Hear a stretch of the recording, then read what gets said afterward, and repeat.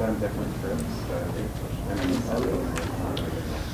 good afternoon. Thanks everyone for being here. This afternoon to receive Iñaki Echeverria. It's our last landscape event of the GSD calendar for 14-15, so congratulations. Thanks for making it to the end. There will be many weeks of final reviews and thesis and a lot of other things going on over the course of the next month. But it's nice to acknowledge this one particular milestone. Iñaki Echeverria is, among other things, a Mexican architect and urbanist, and one whose work has taken him increasingly into the penumbra between urbanism and landscape. I first came to know him through his work for this enormous project for the Lago Texcoco in Mexico, and I find intriguing in that work not only the kind of ambition, the ecological ambition and the kind of scale, but its implication for the future of that part of the city. Iñaki is trained as an architect in Mexico and did graduate work at Columbia. He has maintained a regular commitment to teaching, and we've been very pleased to have him here offering an opportunity for us this term. So please welcome Iñaki Echeverria.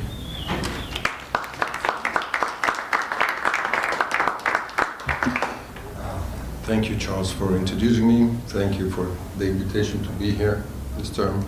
I would like to take a moment also to thank InMotion and the entire faculty of the school, because everyone has been warm and welcoming, and I think it's both Diana's pleasure and mine to teach here this term. We will come back at some point. And I also want to thank all of you. I know this is a super difficult week to be here, especially for students, so I appreciate it that you made it. And well, now, okay, to the lecture. Today I'm going to try to talk about three things. First, we need to expect and demand more from cities. We need to liberate the way we imagine and we image cities. And we need to unplug cities from the constraint of physical grids.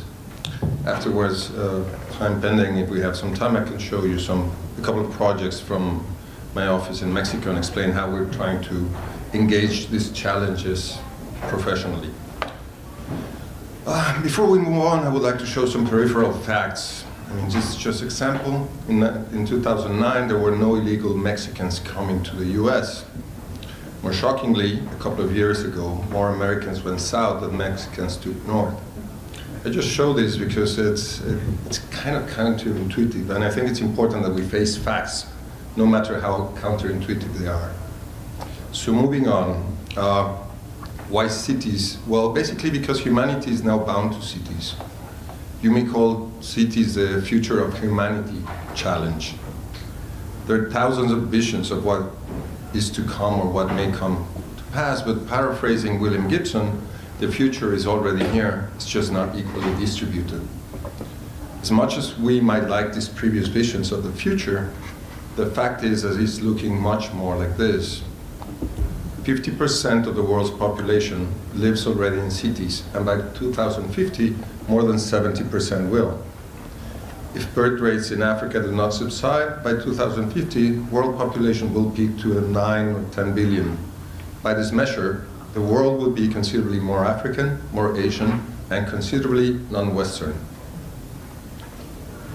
Even so, the essence holds value. City is a concept, a cultural construct, an idea, an intellectual construct of a project of a social institution.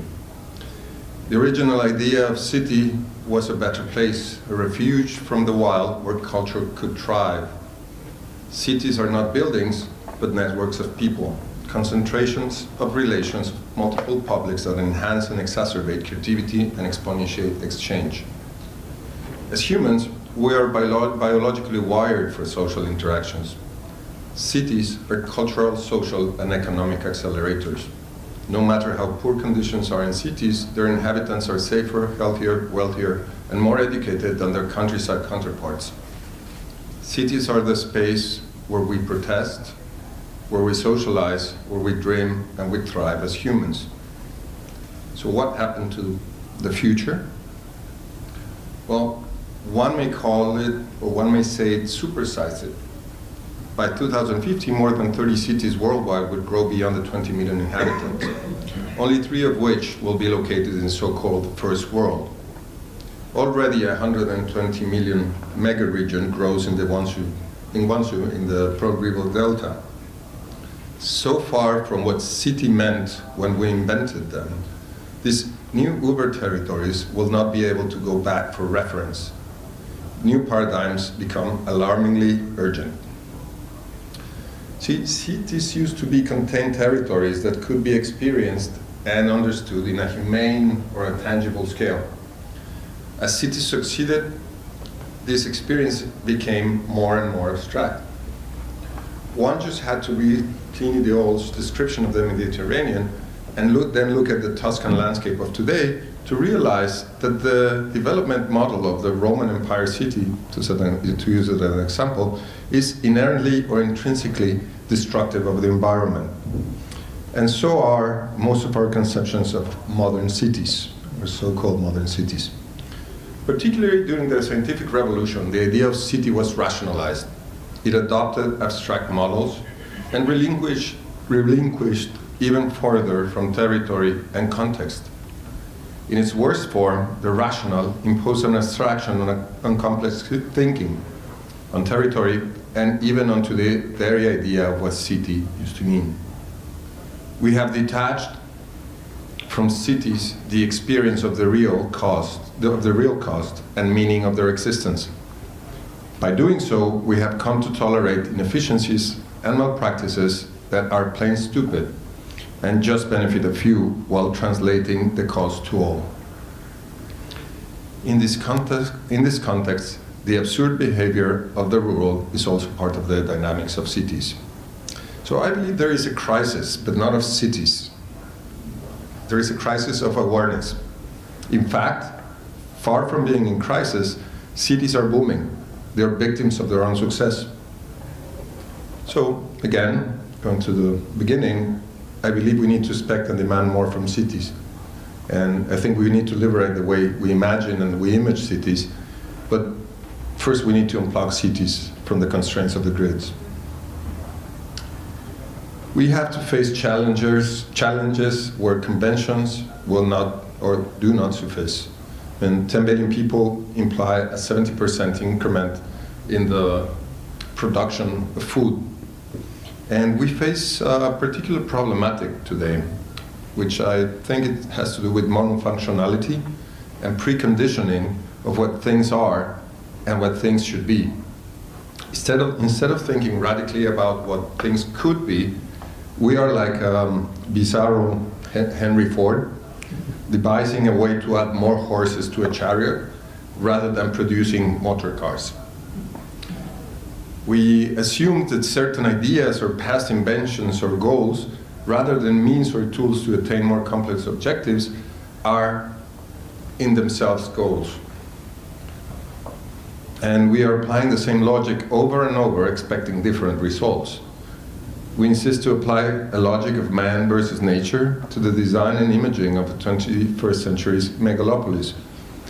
So there is a brutal schism between our aims and yearnings and our means to attain them. I think we should look to the past for their exacerbated notion of culture, their vision of city as a social ideal, but not for their obsolete conception of technology and their limited vision of infrastructure. Development of new cities, particularly in Africa, will skip, so to say, the 20th century processes of infrastructuralization, and new paradigms in design are required to match this evolution. Food, health, housing, education, well-being for 9 billion is impossible to attain under today's paradigms of city conception. There are already 1 billion people underserved in the world. We will not be able to provide services, let alone food and water for all, by doing what we do now. The rising need for energy worldwide will not be met by traditional means, and the cost of trying will be of immense impact to the environment. You see, there's a huge food, water, and energy crisis. I mean, it's already 1.3 billion tons of food wasted each year. Only 3.3% of all the sweet water of our planet is available for human access, 70% of which is devoted to agriculture. And so the amount of energy to consider desalination as a feasible alternative, it's really limited. I mean, there's a thermodynamical limit to what you need, the amount of energy you need to desalinate water. So it's not really a question about technology, unless we can develop some sort of nano filters that can actually desalinate, which seems kind of far-fetched, at least for the next 40 years. It's really not an alternative to desalinate water. There's not enough energy on Earth, really, not even taking solar. And this is actually Molly, I forgot her name. Yan, yeah, who's advising President Obama on these matters, who's mentioned this in a lecture in MIT last year, which was quite shocking to me. So, anyway, talking about the obsolescence of the physical grid, agriculture is an example. It's an ancient technique that is taking 70% of the water available in the planet. It is very inefficient in terms of input-output and how much it takes to produce food. After thousands of years of basically doing the same, I think it does have to evolve. This is more or less how we use available land on our planet today. But in about 30 or 40 years, agriculture will take most of it. And here's the thing, this is not only food for humans, it is also about biofuels, and in large part, it's about food to raise other foods, which is kind of strange. So what does this abuse of territory look like? Well, it looks a little bit like this. These are both pictures from Tabasco, Mexico, this tropical jungle. The thing is that for each head of cattle, it takes about 1 hectare of jungle. So I don't know how many guys are in the picture there, but let's say we took about 100 hectares of jungle just to take this picture.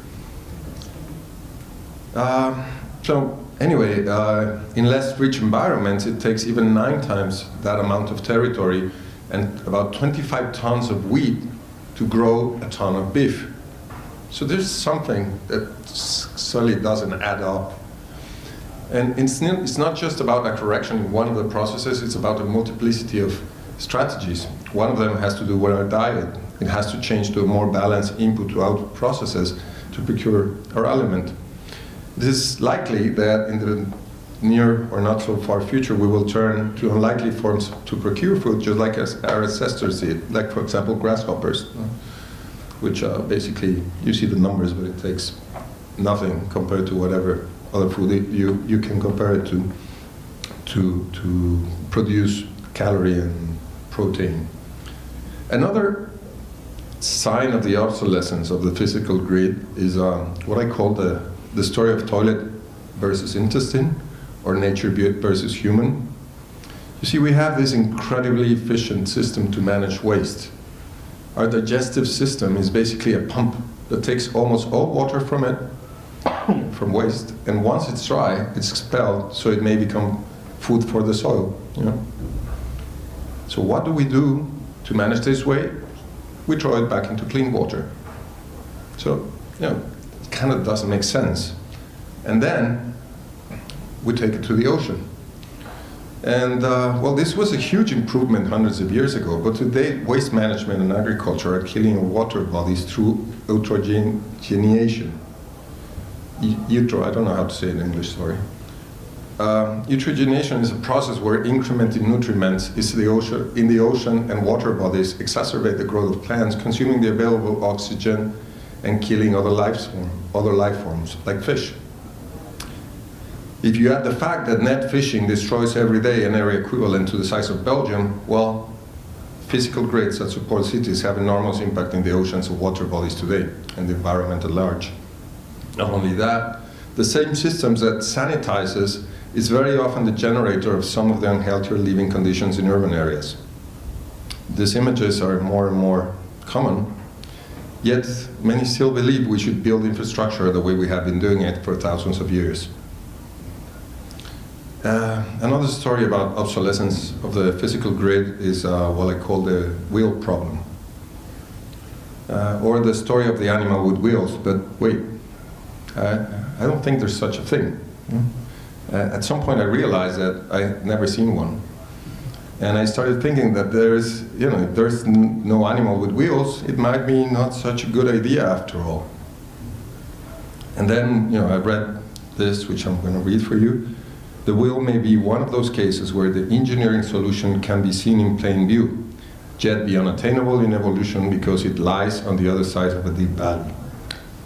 The evolutionary biologist Richard Dawkins explained in a classic 1996 article of the lack of biowheels in nature published in the Sunday Times.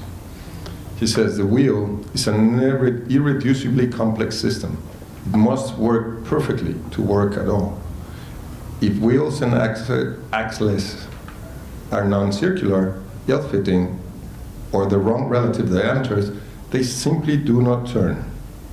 The sophisticated carpentry required to fashion wheel and axle system explains why humans didn't manage to invent them until the Bronze Age, when we were already casting metal alloys, constructing canals and sailboats, and even designing harps and other complex musical instruments.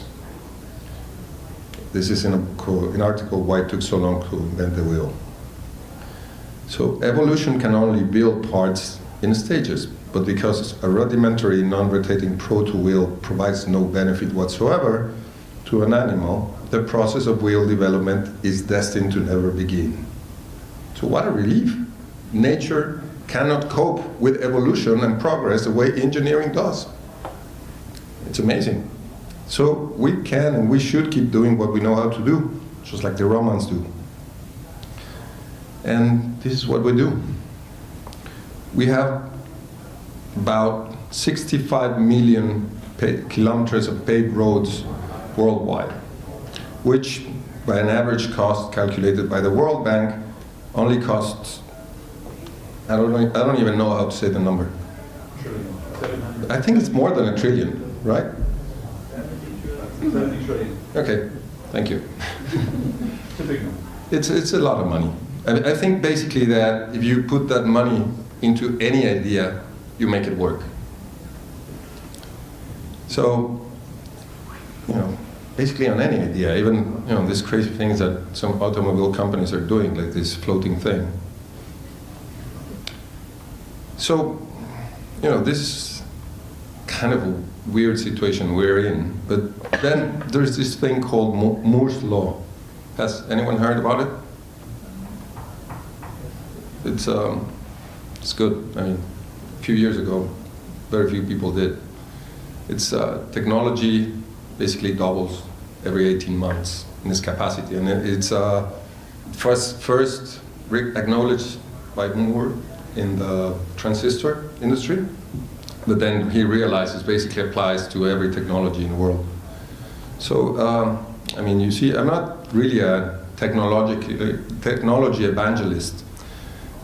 I know it will not take us to happiness, but I think that it may just drop us a couple of blocks from it.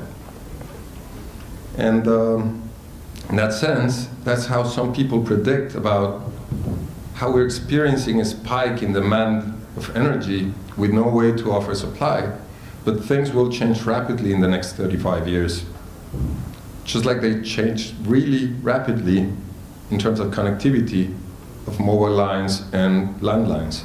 Most people in the industry actually said it was not possible and did not believe that such growth was possible, especially in Africa. But wireless infrastructure took over the entire scene nevertheless, and actually way faster than anyone predicted. See, this increment is actually exponential, not linear. So we are not prepared to visualize it. Exponential increments are really tiny in the beginning. When you go from 0.0001 to 0.0002, you basically don't acknowledge the difference. But when you go from 1 to 2, 2 to 4, 4 to 8, 16, 32, 64, 128, etc., it begins to spike. So technology is at a point where it really is going to become way way more complex than what we can envision. This is one of the crazy or really cool things that is out there now. It's called Watson. It's this computer from IBM. It's their program for artificial intelligence. They really didn't attain anything like in 30 years. So basically what they did is open it to the public. And what is happening now is that after this thing has been learning, actually managed to beat people in jeopardy, not being connected to the internet, but basically with the information that it had learned. It will become a system in the cloud where you can actually discuss things. Imagine this Dr. House with his team, but the team is the Watson thing. So basically he would have diagnosis from a database that has millions and millions of cases, filtered and analyzed and options set for him to choose. And this will apply to most areas of knowledge. So in this era, it will not be about knowledge anymore, or the amount of knowledge. It's not an information thing. We all have access to information. I was listening to someone the other day saying that anyone with a cell phone today has more information than Reagan had in the 80s, being the president of the United States. So it will be about creativity. And creativity will be the way to go around these problems. Some of them are, for example, these intensive farming complexes that are growing in many places, like this one in Japan, which is owned by Sony, or what is being done by Gates, Bill and Melinda Gates, with their challenge to reinvent the toilet, or what's going on at Boston Dynamics, which are these robots that have the capacity to walk, basically, and so they don't need roads. And they are part of a program which has to do obviously with the military, but it goes way beyond that. And for me, this is very exciting, because all of these things coming together sort of make me think, what will cities look like if you actually don't need streets, for example? Or at least you don't need streets for things to move on. Maybe to walk.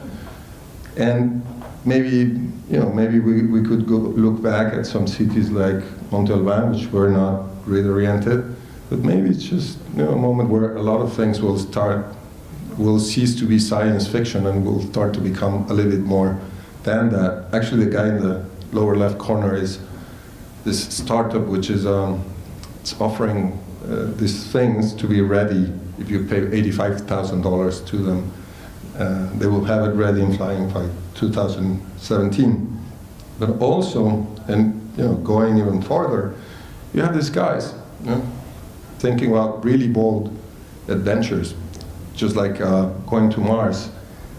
And to be honest, I think that design and architecture and landscape are really missing from this project.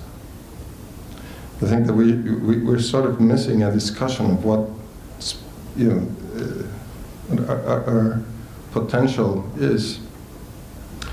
Even more so, I mean, if you think about the oceans, this is a budget compare of the equivalent to NASA. It's actually the Oceanic Research Agency. Basically, it's like I think it's 1,600 years of research on their budget every year that NASA investigates.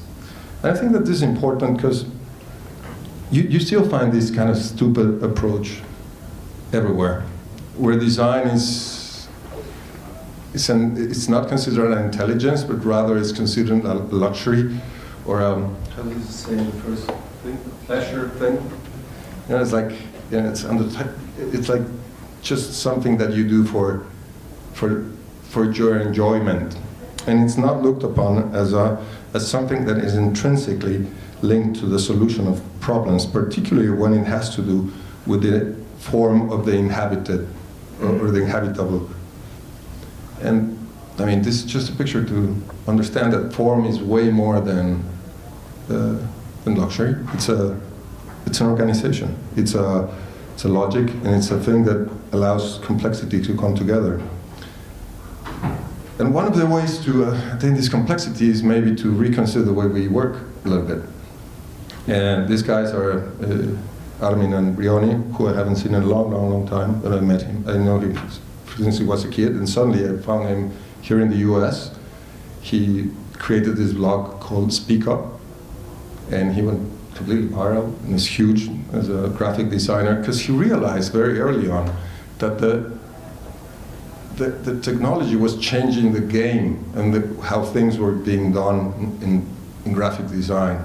And that if he wanted to hold to this position of control that had been going for the past basically 100 years at least, he would lose. So he decided to become more a moderator. He created this forum where and this is my understanding, these are my words, not his, but by controlling the questions, he could in some manner direct or control the conversation, and not just abandon the responsibility of design, but without having to completely direct under his own idiosyncrasy every investigation that they went into. And he's proven that this is very successful, and this is more or less what we are trying to do at the office. I mean, obviously we're not tackling world hunger from my 20 people office, even though we're thinking about it. But what we're trying to do is to bring a new way of, or at least a new way for us to be working, where conversation and dialogue becomes a big part of it. It's a little bit inspired by Paul Freire, who's this educator who, if I would guess, from the post-war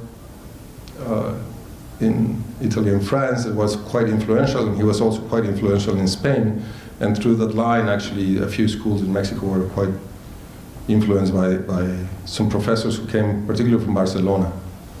And the idea is that instead of having a dialectic process where opposites sort of take turns to create meaning, you can actually create a system where the communication does not imply for one or the other to be annihilated at any moment.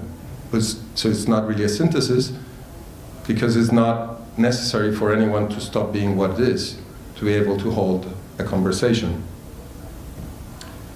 And, well, more or less this is what we try to do in the office in Mexico. This is the team. This is my team back home. Give me 1 second. Let's switch.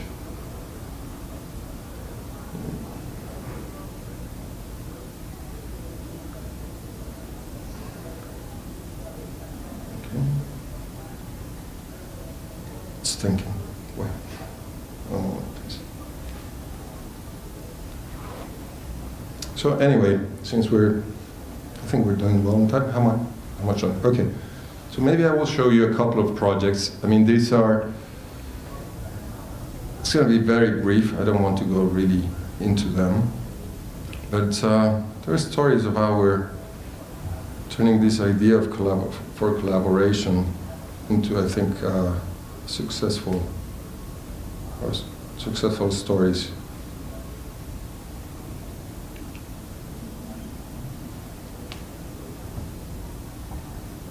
Okay.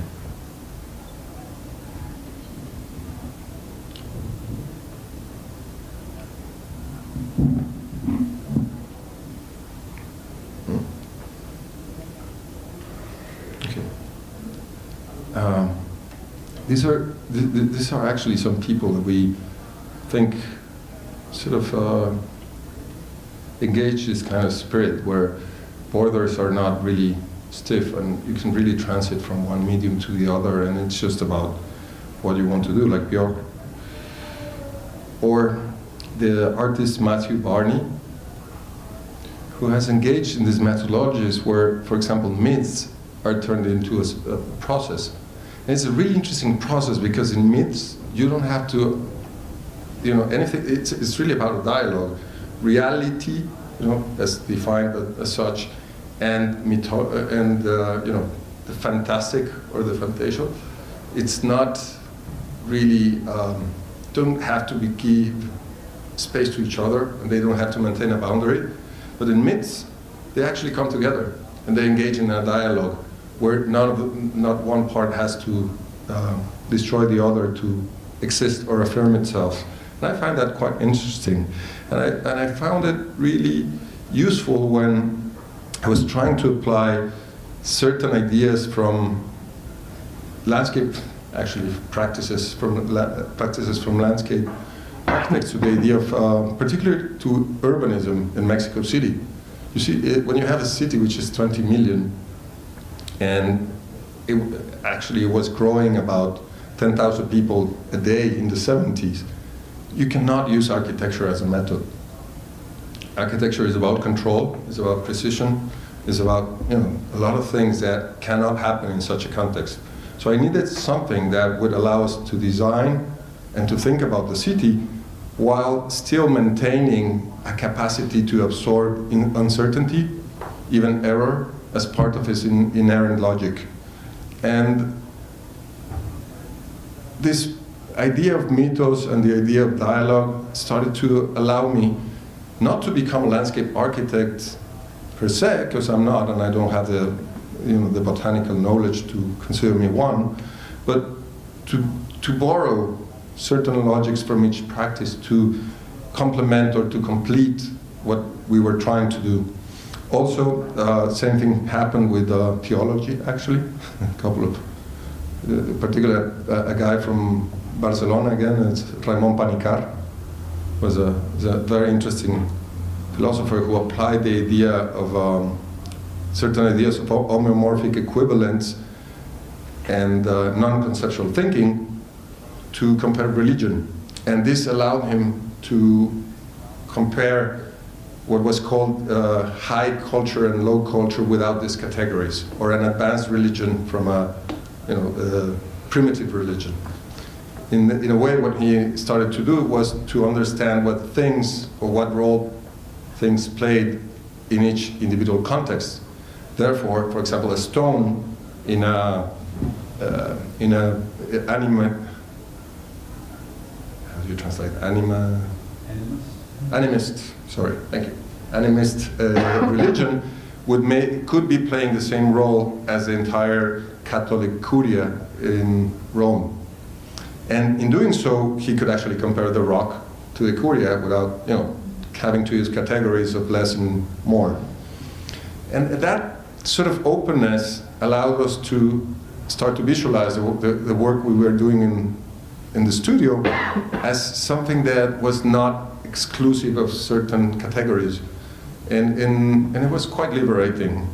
I'm going to show you just very briefly 3 projects. This is which 3 projects where I think we were not only about the building or just the landscape or just about the process, but we were all engaged with the whole context or the whole situation of producing this event. This is the Papalote Museum. It's a children's museum in Monterrey. It's we should already have some pictures of this because it's almost finished.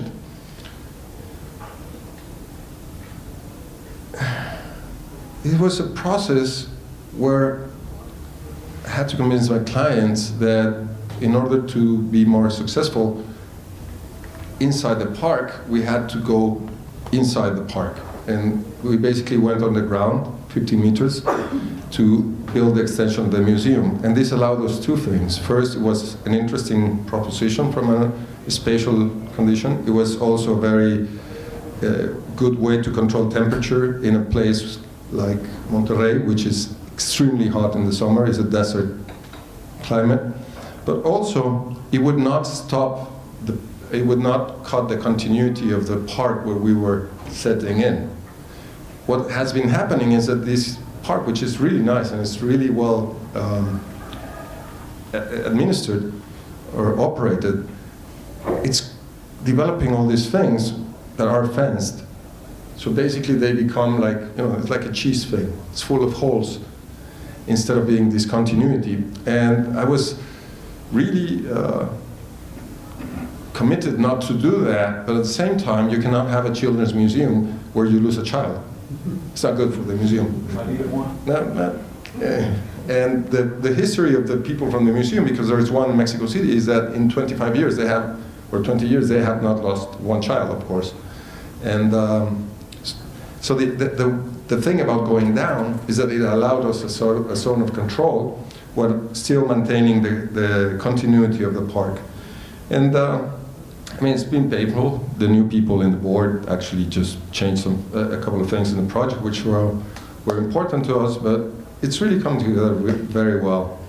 I mean, we have some pictures, I'm sorry I didn't show, but just from last week, so we're not ready. But here, the collaborative approach was interesting, because we assembled a team, which is not common in Mexico, with people in Stuttgart, Berlin, New York, Argentina and Buenos Aires, Monterrey, Mexico City, and actually there was a guy consulting who was kind of moving around the globe. And the great thing, and of course my client, who at the same time is the team that designs all the interior and all the games and all the things and all the interactive installations for the museum. So really the only way to do this was to collaborate from the very beginning, to set up a strategy that would then take form through architecture and not the other way around. And it actually worked really well. And so we decided to test it a little bit further. And for the Milan fair that's going on right now, we entered the competition to design the Mexican pavilion, which of course was too late. It was incredibly late. I think the Germans were already building.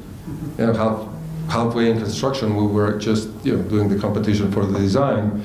And I asked this guy, who's a good friend and who's an incredible chef.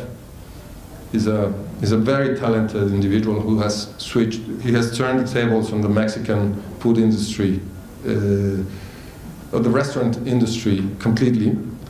He owns a restaurant in Mexico City called Puyol, and a few others. I mean, one in Cabo and one in Cancun, near Cancun, Tulum. And he actually opened up a restaurant in New York City called Cosme, which has been quite successful now. And I invited him to the pavilion with me, because the pavilion, the whole thematic of the fair was feeding the planet energy for life.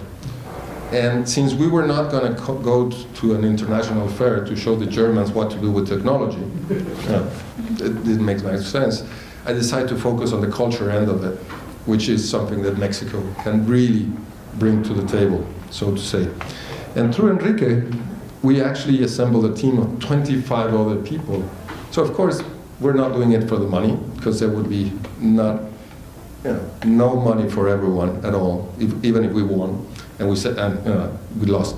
So, but we developed this incredible process where we had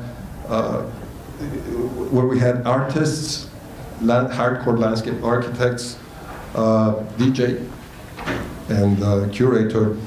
A woman back in the corner who's she's the owner of this organic brand of food in Mexico, and she actually managed to turn it into a very successful enterprise, big enough for one of the largest companies in Mexico for food to buy her and to go organic as well.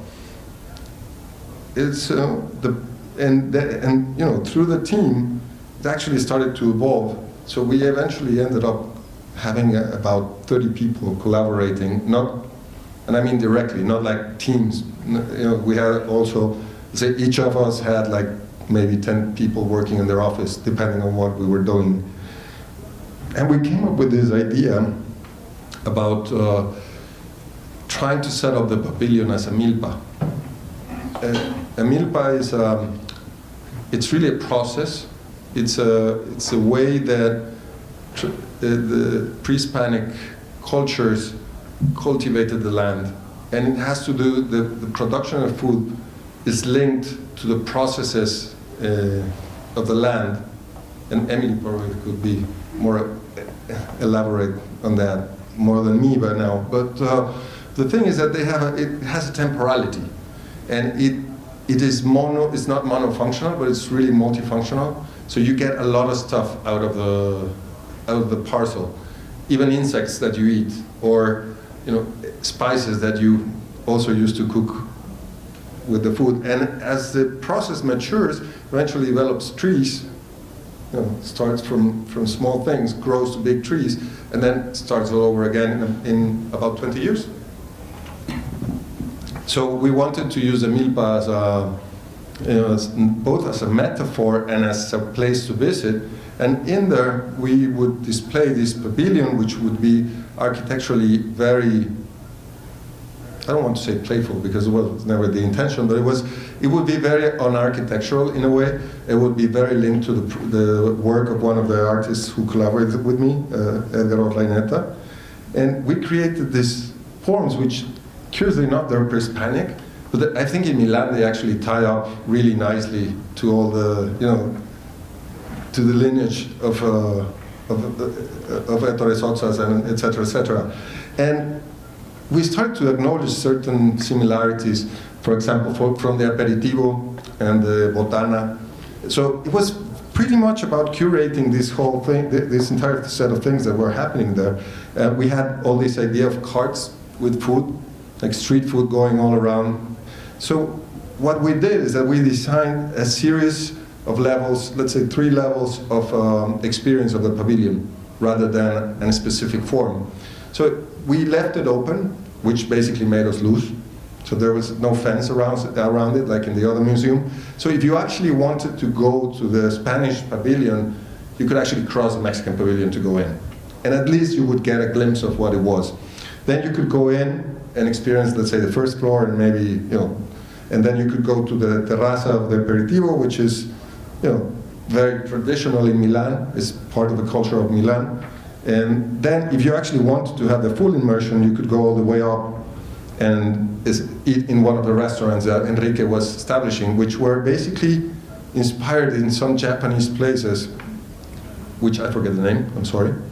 But the whole idea is that you eat the food that's there. So there's no back of the office. There's no separation between process and display and the food, and experiencing the food. Kind of would look like this, and the whole thing would look a little bit like this. But as I said, we didn't even make it to the 5 finals. We enjoyed it very much. It's and the thing that won. If they were looking for that, they definitely didn't want this. But anyway, and this is a project that Charles was referring to, and which has gave us, I would say, certain credentials as landscape thinkers, let's say, not designers maybe. It's a project for what used to be the old Texcoco Lake Basin in Mexico City. It's in the eastern part of the city. The red line is actually the political demarcation of Mexico City. It goes around. But the city is way bigger than that. I mean, actually the federal district official proper, it's only 8 million inhabitants. The entire metropolitan region is about 22, depending on the numbers. This entire area would have been actually occupied by the city sprawl, but it's federal land. And it had been protected for at least the past 40 years because they didn't know exactly what to do with it. But some people argued that it could be a place for a new airport when the city needed one. Which I'm going to tell the end of the story, it's actually what happened. To be fair, I mean, the first time that we presented this project actually had an airport in it. The argument that we had is that it wasn't, we were trying to invert the way that the authorities were looking at it, because they were thinking about an airport with some green areas, almost like gardening.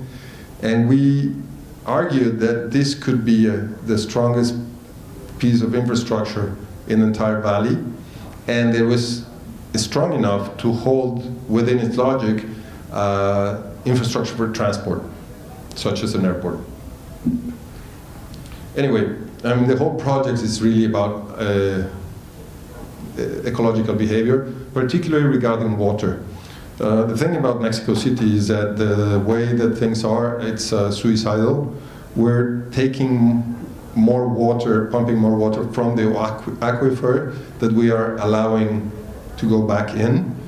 So, you know, I mean, for many, it's a shock to learn that, you know, maybe in the next 10 years we will have to be drinking treated gray waters. But the first time I heard that, I was like 9 years old because my family is in the science area. So it was not a surprise. So for a while I actually neglected it. And then I decided that maybe there was some other way to approach this problematic from a design stand. And instead of having all these individual conversations of scientists and technicians, design could become the way to moderate this conversation and turn it into an argument. I mean, the thing is that the entire lake was desiccated. This is a historical thing. When the Spanish came, they were from, they were from central Spain, so they were not very used to water. Maybe it would have been a different story if we were conquered by Venetians or, I don't know, Catalans. The fact is that they started to fight the water instead of going with it, just like the Aztecs did. And that inheritance has gone over and over until today. And it's still what we're doing. We're basically fighting the water instead of understanding its logic. And one of the things that we did when the lake was desiccated is that it created a desert-like area. But the soil, the particles are really, really small. So with the winds, it would create in the 70s and early 80s this kind of condition within the city. And these particles are actually so thin that your nostrils would not detect them. And it's actually carcinogenic, thank you. So, well, the thing is that not only that, but if you take out the water and you leave one area of the valley empty and the other one, you start to build up mass, what starts to happen is that you invert the slope of the valley. So what happened is that what used to be the lowest point of the entire valley and where water would sink, is now bringing the rainwater back to the city. So we get crazy floodings in the area. And the worst part is that these floodings are mixed with sewage waters. So all the houses in these areas are constantly, I would say even regularly, flooded with shit, which is basically a disgrace. And just to understand how large this thing is, these are some examples. This is Campo, Madrid. This is Central Park, Hyde Park. I think that's Philadelphia. And Chapultepec should be there, which is Chapultepec, which is the largest park in Mexico City today. So it's a brutally big territory. And we realized very early on that this was not about designing the space, but really designing a behavior and designing a logic of how to organize not things, but decisions. Sorry, this was supposed to be, yeah. So we created, we rather than the design, we created a strategy that would organize 4 basic systems: habitat, program, mobility, and energy, and that would allow to create a matrix where all the decisions could be then taken. I'm just going to show this image, because I think we're done in time. I would love to show the rest of the project, but if you're curious, it's online. It's parquetexcoco.com, which is Texcoco is like that. So And thank you very much for having me.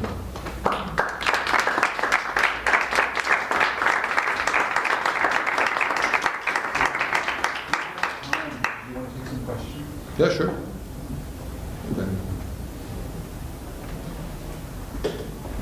Take another coffee, please. Yeah.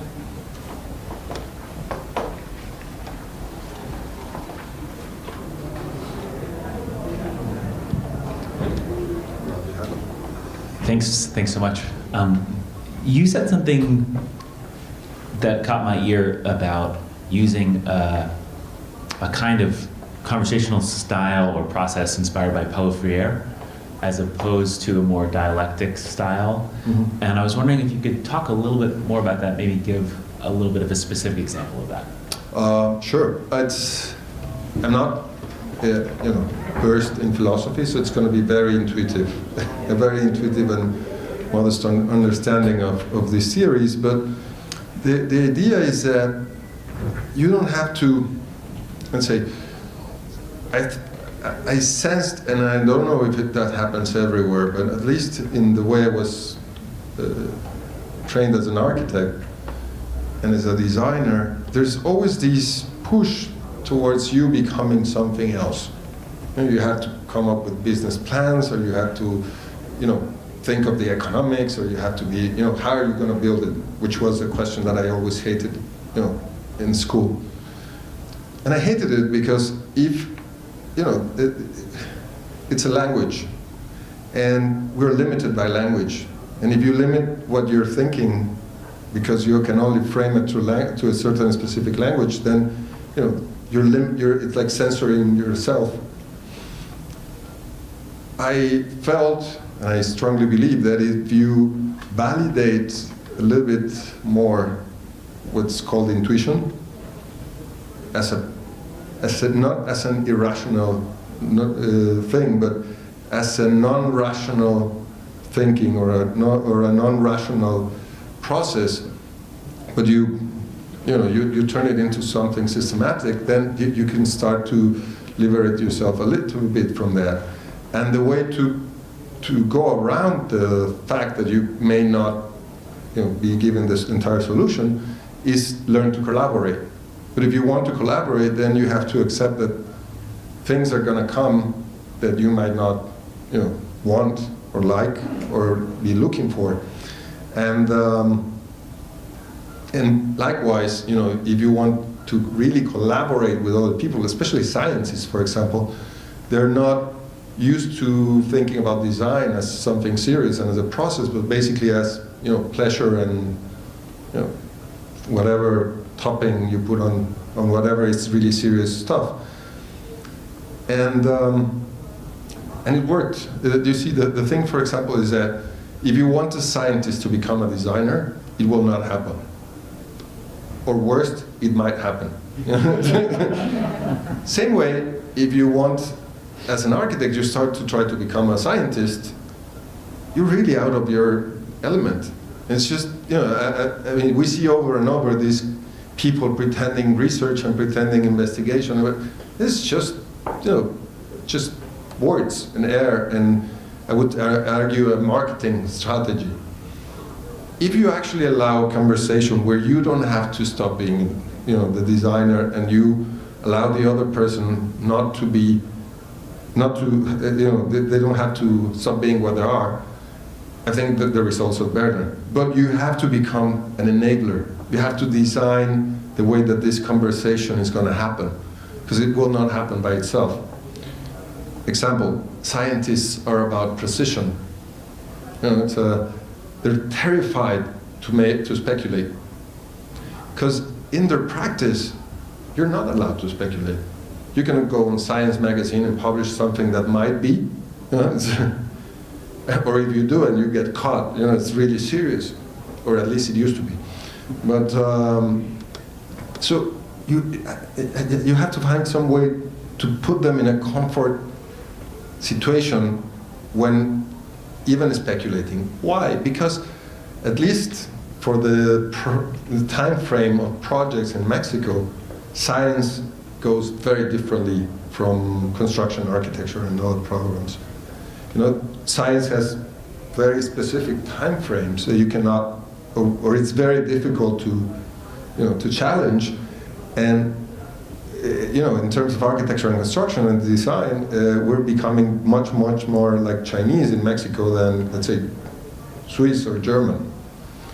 How to correlate these two speeds was a design task, actually.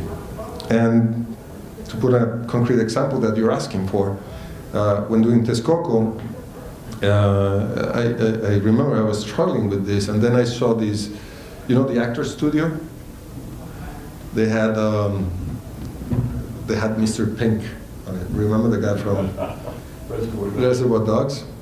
As Steve Buscemi, who was a great guy. And he was talking about his role as director and how he was struggling with, had been struggling with it.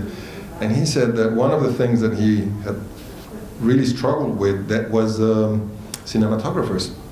Because the guys who he collaborated with and he admired very much were very stiff on what, you know, a shot was. And they were very, I would dare to say, very Italian, you know, like from the 60s, wanted to be very real in their shots, and you know, and they didn't want the Star Wars things to come up, and so they would challenge every time he was trying to do something different.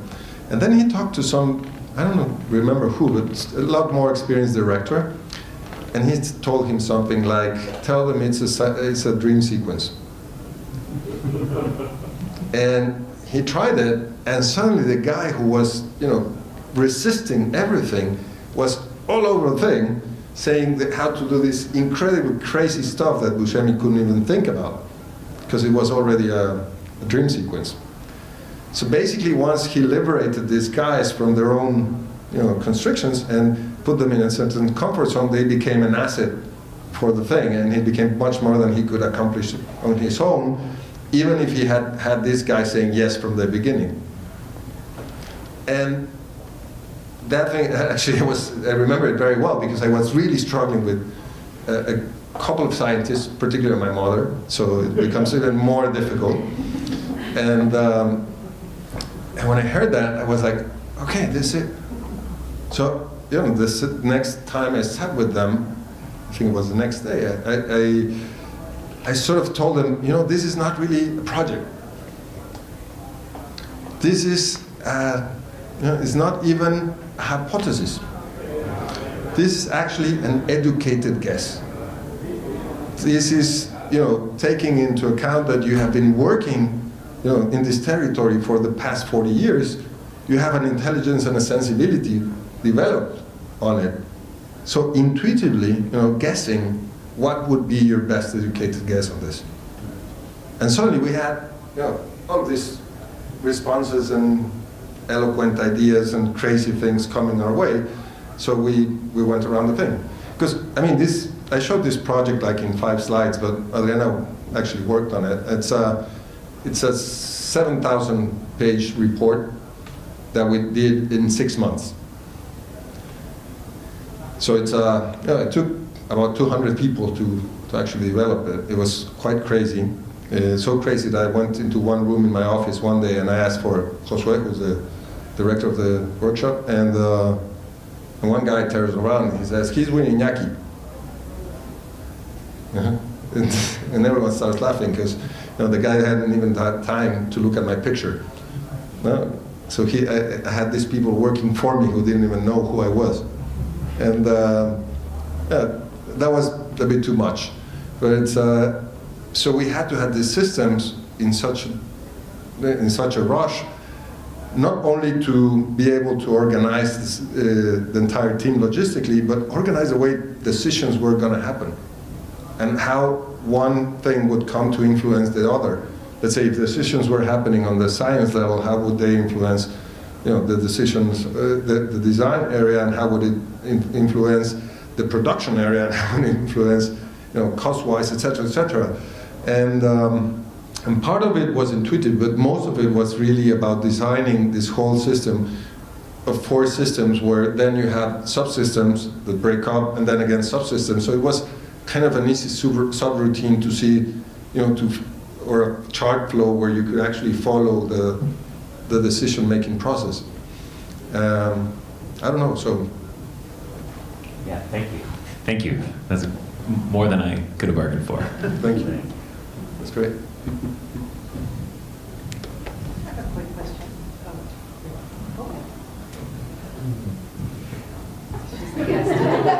Okay, mine will be quick.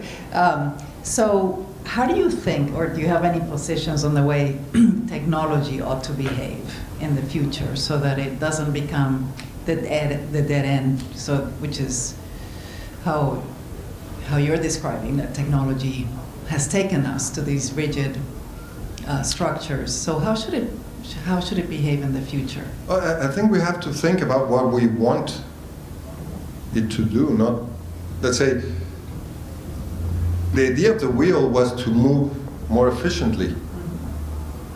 So that's the idea. Not roads and wheels and bicycles, etc. It's about moving more efficiently. And let's say before, when the wheel was invented and adopted, well, people couldn't fly, for example. Boats could not. Boats were already there. You could not build a thing that walked because it's really complicated. But nowadays, I think we can ask more from the technology in terms of mobility. So and it offers incredible possibilities. I mean, for me, for a long time, it's been about that. So can you imagine that, your car would not need a road, but it could actually climb on stuff? What would it do to architecture? It would be really, really incredible that you can actually have. Maybe it's more like, like an ant nest, or maybe it's like a coral reef. I mean, the thing is that we now know that the abstract world is great, to work on some levels, but when you try to impose it directly on the physical world, there's a conflict. Modernism, they super prove that, and these levels of abstractions are not necessarily the best way to bring down things. I think concepts as a process of thinking are really useful, but I think that then they have to come down more horizontally rather than vertically, which is what we are trained to do because of the Greek system, basically. There are some alternatives from what the little I know, and it's not my area of comfort again, but I think there are some alternatives in India and even in Sufism, Iranian Sufism, and particularly in some religions. And I think some horizontal thinking about technology might be a way to go instead of just really vertically going down. I think engineering as something that has to do with engines is a real problem. I think in Spanish is a better, it has a way to save itself because it's ingeniería, which is both, ingenio. It's ingenio, it's cleverness. So it's, if engineering becomes about creativity, which is what happens in certain areas of engineering actually today, then there might be a space for it in the future. Otherwise, I think art and science will take over the whole scene, and engineering as a separate thing will cease to exist. It'll be quick because it's late. Thank you very much. It was a very impressive lecture, and I understand your strategy, your concerns, whatever. But I would be interested, how in the end do you come to form? If we go back to the pavilion in Milano, because this is a more smaller project, that's easier. So it was a beautiful idea, but why does it look like as it looked like? How did you come to this?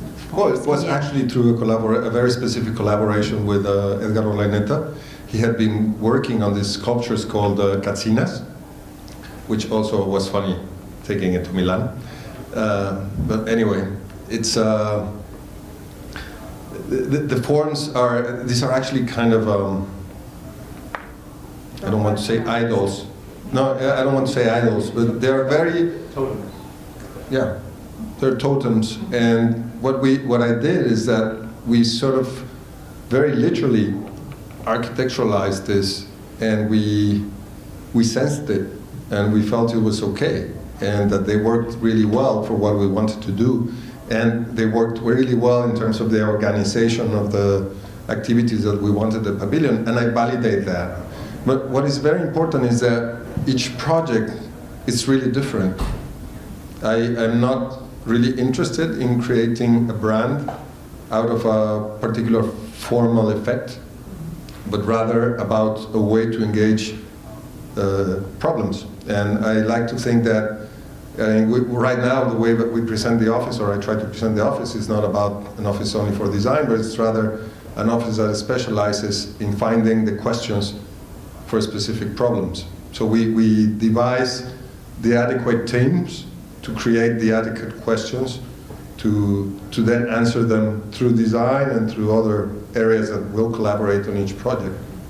So I like to think that form is kind of a result of that. Of course, there's an intuitive moment where you have, especially being Western, it's very difficult for someone from one day to the other deciding that I'm going to change the way I think. No, it's not real. I still think very conceptually, so this is what I do, but then I try to open whatever I bring vertically, to the table. I try to make it work horizontally through dialogue and through conversation and through, not opposition, but complementarity with others. Great. Thank you very much. No, thank you.